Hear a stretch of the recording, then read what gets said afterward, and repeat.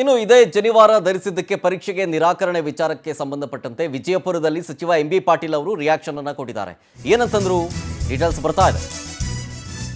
ರಾಜ್ಯದ ಹಲವು ಜಿಲ್ಲೆಗಳಲ್ಲಿ ಈ ವಿಚಾರದ ಬಗ್ಗೆ ಪ್ರತಿಭಟನೆ ಆಗ್ತಾ ಇದೆ, ಆಕ್ರೋಶ ಹೊರಹಾಕಲಾಗ್ತಾ ಇದೆ. ಇದರ ಬಗ್ಗೆ ಎಂಬಿ ಪಾಟೀಲ್ ಅವರು ಏನು ಹೇಳ್ತಾರೆ? ಯಾರು ಮಾಡಿದ್ದಾರೆ ಅವರ ವಿರುದ್ಧ ಕಠಿಣ ಕ್ರಮ ಆಗುತ್ತೆ. ಅದು ಅವನ ವೈಯಕ್ತಿಕ ಮನೋಭಾವ ಆಗಿರಬಹುದು.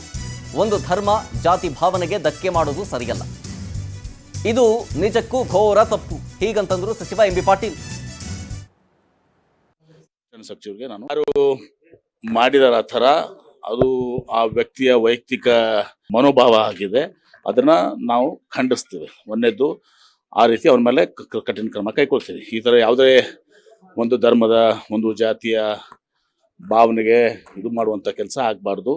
ಅದು ಮಾಡಿದ್ದು ಭಾಳ ಘೋರ ತಪ್ಪು. ಅದನ್ನ ನಾವು ಖಂಡನೆ ಮಾಡೋದು ಅಷ್ಟೇ ಅಲ್ಲೇ ಅವ್ರಿಗೆ ಶಿಕ್ಷಣ ಕೊಡಬೇಕು ಮತ್ತು ಆ ವಿದ್ಯಾರ್ಥಿಗೆ ನ್ಯಾಯ ದೊರಕಿಸಿಕೊಡ್ಲಿಕ್ಕೆ ಮುಖ್ಯಮಂತ್ರಿಗಳಿಗೆ ಮತ್ತು ಶಿಕ್ಷಣ ಸಚಿವರಿಗೆ ನಾನು ವಿನಂತಿ ಮಾಡ್ಕೋತೀನಿ. ಯಾರು